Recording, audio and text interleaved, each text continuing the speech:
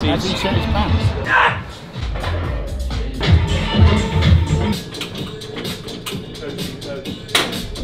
So you're going to come tomorrow, yeah?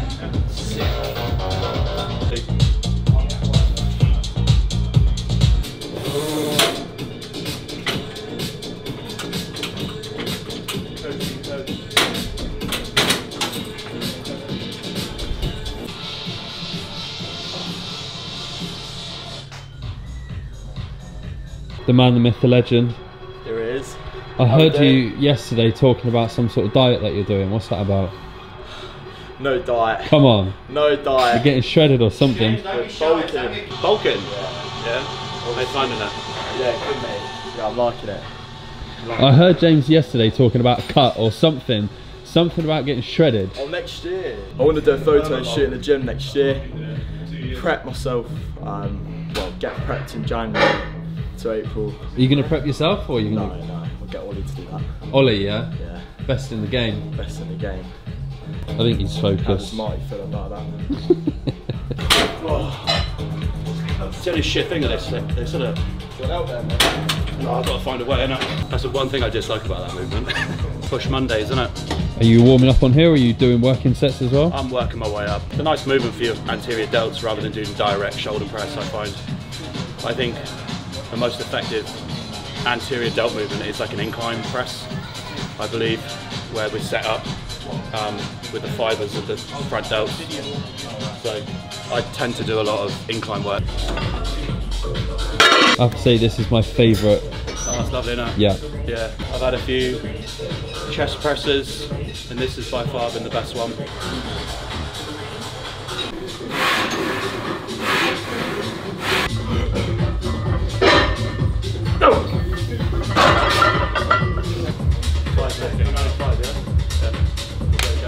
Did I hear a leg day Yeah, being train run? with me tomorrow. It's nice to train with different people. Yeah.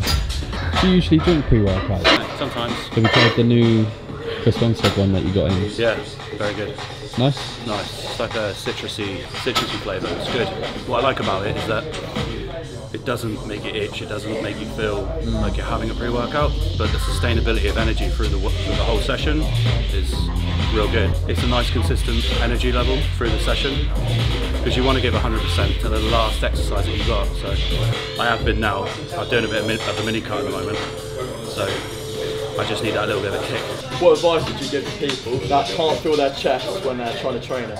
Well, first of all, are you activating your chest? Are you going straight into like a pressing movement? So how would I activate it? Well, you want to work through the ranges of your chest.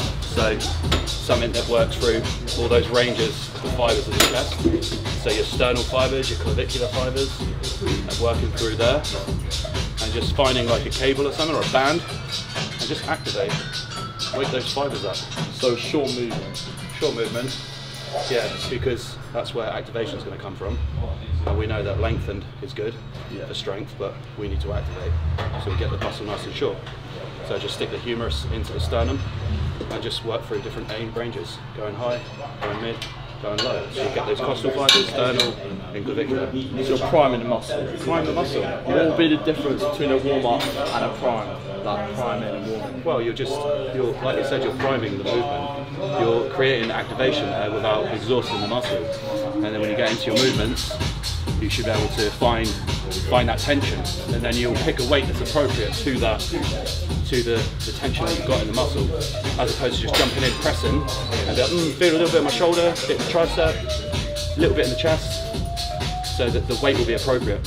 So allowing a bit more time at the start, so then going to the next. But yeah, just get a band, come across the body, different ranges, find activation in there, turn on all the motor units, switch on all the fibres, and then off you go. Okay, presto. I suppose seeing as you're on a mini cut, you're not trying to break any records today. I'm not, but I'm still within a model of progression. So like typically every 5th week you'll need to back off the load, and then the 4 weeks we tend to add a progression model. So that might be a rep increase or a 1 to 3% load increase. It's not much, but even in a mini cut I should be still progressing. There's no reason why you can't. I think the fallacy that you must be in a surplus to gain muscle is false, because if all your metrics are good, your sleep, your food, your energy, your training performance, even the type of volume that you're doing in the sessions are all specific to the individual during that mini cut period.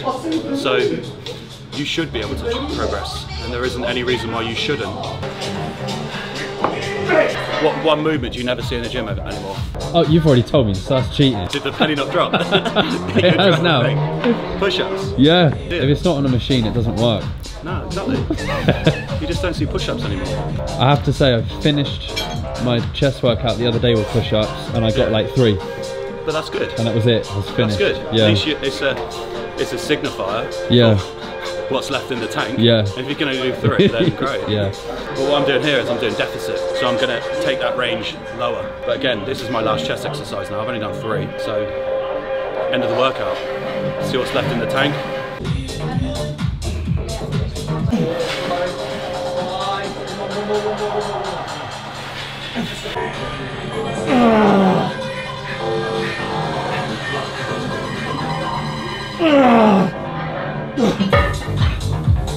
Oh. 15 maybe? I think about 15. It's ridiculous. Shifting your own body weight. Yeah. Speaking of nicknames, do you have one? Do I have a nickname? Yeah. I don't know, you tell everyone else. You don't have a nickname? No. I mean, I might have a nickname, but not one that I'm aware of. That's the thing. Most of my bicep work's done on the cables. I do a D handle curl, and then I just face in and do a D handle curl. It's not hard. Bend the elbow. When you got overcomplicated, have we? That's it, Joe. Set the cable up where my arm is at lengthen point, so I know straight away the load is at 90 degrees, which I know is the heaviest. So from the bottom, the load is initiated, and it carries through. Every time you do a first set, do you start on a lower weight and then always work up to like a top set? Or do you ever start an exercise just knowing what weight to do? Well, obviously warming up a movement is important, but secondly, you could argue you're already warm, so why not go straight into the movement? My answer to that would be more of a proprioception and coordination, so you get used to the movement, just so you can switch on the right functions of the body, even core stability, how you're going to hold yourself, posture, and then go through the movement that way. You know, you learn a skill over time, and for most gym enthusiasts, you know, experienced gym users, 1 or 2 sets, just right, ready to go. You can go straight into that movement.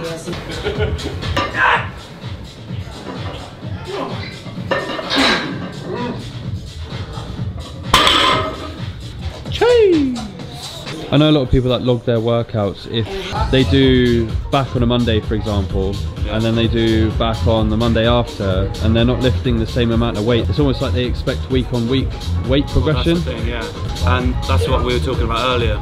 Like, are they nailing sleep? Have they got nutrition correct? Have they got their training volume at the right and specific need for them? Yeah. If they're in a surplus, a deficit, a maintenance phase.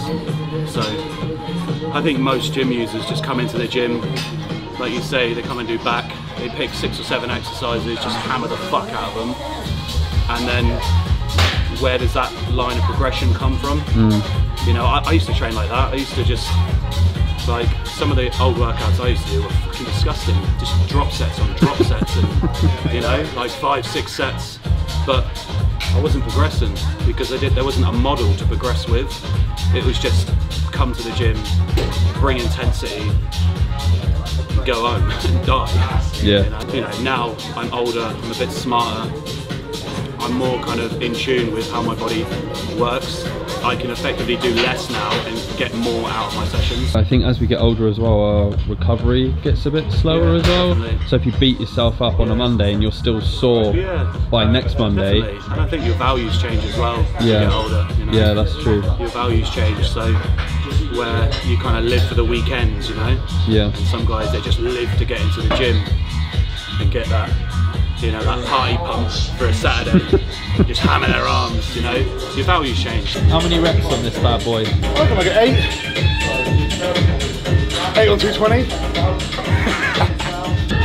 I'm better doing deep now, you know you're following me. It's alright, I'll film. Yeah, higher, mate, higher. Oh, real depth, most ones.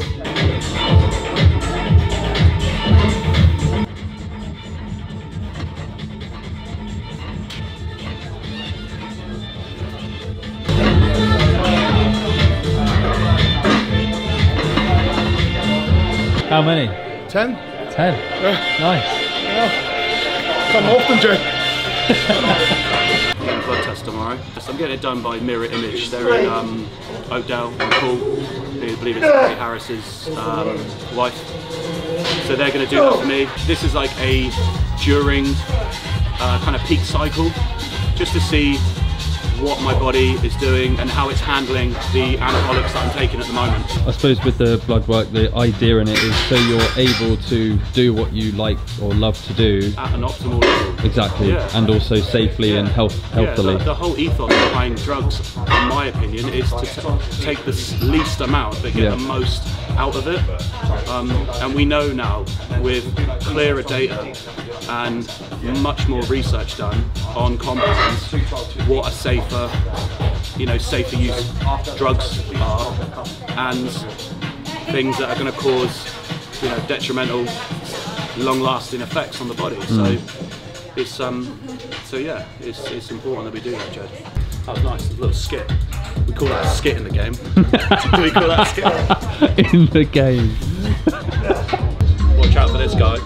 Oh, no, don't. Is Has he shit his pants? he still up? Has he shit his pants? Is he shit his pants? Winnie? Yeah, he's strong as. We get some characters in this town, don't we? That's it. We're done, Jed. You can go home now, mate.